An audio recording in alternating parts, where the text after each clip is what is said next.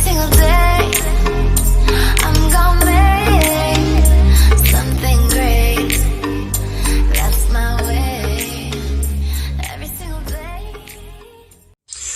What's up, guys? LQ here with the LQ review, and I'm gonna review the new Jurassic Park movie. That's right, there is a new Jurassic Park movie.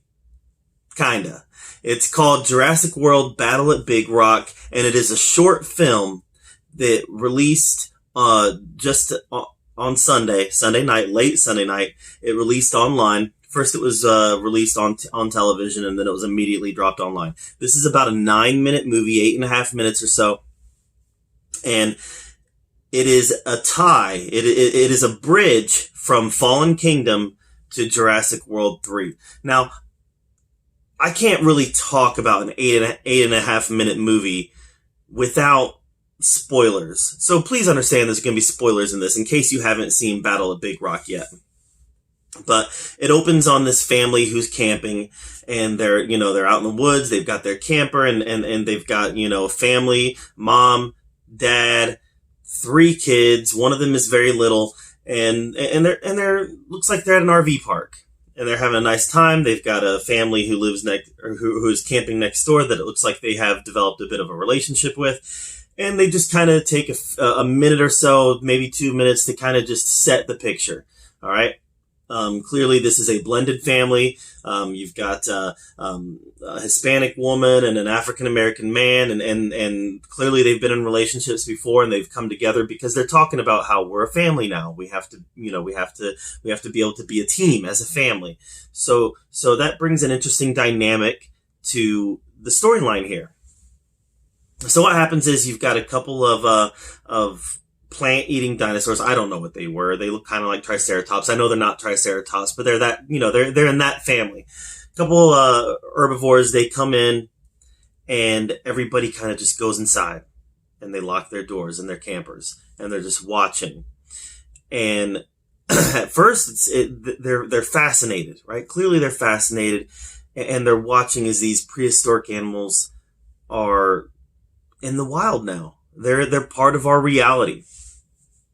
And then, there's a baby. So there's the herbivores, that's the mom, you got the baby, and then an Allosaurus comes in. Allosaurus is like a smaller version of a T-Rex. Allosaurus comes in, clearly a carnivore, and then you've got a battle, right? That's where the Battle of Big Rock comes in, or at least you think that's where it comes in. So you got yourself a battle between the plant eater and the meat eater, and actually the dad comes in, the dad plant eater comes in, and between the dad and the mom, they're able to actually make their escape. They're actually able to get out of there and leave the Allosaurus at this camp by himself. And as the Allosaurus is kind of exploring around, the baby in the camper starts crying. And that alerts the Allosaurus, the meat eater, there's something in here to eat. So he starts attacking the camper. Now, this is the best part of the movie. The visuals of this Allosaurus trying to get at this kid who's in this camper. He turns it over, kind of a la The Lost World. He kind of attacks the camper in that style. Turns it over, and this baby's in a car seat, and he's kind of just dangling down, and the Allosaurus is getting at him. So here's the baby. Allosaurus is trying to get at him, and the mom and the dad are frantically trying to get this kid unbuckled from the car seat. Now, what was really fascinating about it was once they had the kid behind them, it wasn't necessarily about escape. What I liked about it was the mom and the dad, once they realized that escape was not necessarily an option, they stood their ground. The dad got himself a long, looked like a rod of some sort, and he started fighting the Allosaur with it. The mom got herself a fire extinguisher. She sprays it, and then she rears it up to where she's going to start hitting it. They stand their ground, and clearly this is a predator. And when predators are after something that stands their ground, they pause. They pause. It's instinct, where they start wondering, is this worth it? Is this worth it? What are my danger chances here? And I love how they made it pause, wondering, hey, should I attack this? Should I go forward with this attack, or should I back off? And then this is where it gets, I don't know. Jurassic Park franchise has a history of this, and it just, the kid comes in to save the day. Kid comes in with a crossbow, shoots it a couple times in the face, and it takes off. And then you got the kid staring it down like, And I don't know why the Jurassic Park franchise is so into the idea of kids being in on the action. I don't know, maybe because they want to appeal to kids to watch the movies. I just don't know, but I don't like it. I think we know how I feel about pandering, and I feel like it panders to the kids that they want to watch it. So I just don't love it. I mean, the worst case of it was in The Lost World, Jurassic Park 2, when the kid was doing the gymnastics all through the shed and then kicked the velociraptor. That was just dumb. I don't know. The worst part might have been in Jurassic Park 3, where the kid is hiding and throws out the smoke bombs and comes out ninja style and saves Grant. That was probably the worst one. But you see what I'm talking about. The franchise has a history of kids not acting like kids. So, I don't know. Overall, very well done. Very well done for a short movie. It was directed by Colin Trevorrow, and he's directing Jurassic World 3, and he said that this is his bridge. Now, what I really liked even more was the post-credit scenes. There were several of them. You had these guys on a fishing boat, and they're in a river, and then they come up on a plant eater, a giant plant eater, and they slowly back away. You've got a great white shark breaching the water to get a seal.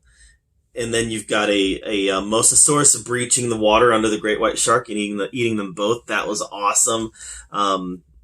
You had a stegosaurus. So this guy's driving on a mountain road in a car, and he's got his car cam on, and he drives down, and the stegosaurus is crossing the road, and the stegosaurus takes a swipe with the tail, and the car veers off the mountain road. You got this married couple, and they release doves. And then right as the doves get into the air, pterodon just swoops down and grabs one of the doves. I mean, this is the world that they're living in now. This is the world that we're going to have to contend with, is the idea that dinosaurs are out in the wild. And I just love the thought of that and where that can take us in Jurassic World 3. Is it realistic? I don't know. I feel like in real life, the army is going to get out there and they're going to take care of these things. But at the same time, Jurassic World 3 is going to make for something different. Something different than we haven't seen before. So I'm really looking forward to Jurassic World 3, especially after this. This was clearly just a piece of marketing. This was a piece of marketing to let us know, hey, remember, Jurassic World 3 is still coming, guys. Don't forget about the Jurassic World franchise. We're still relevant. That's what this was. This was a reminder to the audience. We're still coming, and it's going to be different now. And I'm stoked. I love it. I know that a lot of people out there don't like the Jurassic World movies. I do. I thought Jurassic World, the fourth Jurassic Park movie, I thought Jurassic World was fantastic. Fantastic. I loved it. Jurassic World Fallen Kingdom I thought was a bit of a step down. I know some people who like Fallen Kingdom more than Jurassic World, though. So it's all subjective. But I love them. And can't wait to see where they take the franchise next. So that's my thoughts on Battle at Big Rock. I thought it was very well done. Very tense, very exciting, and the post-credit scenes definitely painted a picture for what's to come. What did you think of Battle at Big Rock? Let me know in the comments down below. Thank you so much for being here at the LQ Review. Make sure you subscribe to my channel, and as always, I appreciate you being here. We get to talk about all of the geeky, nerdy stuff that we love to talk about, and until next time, we'll see you later.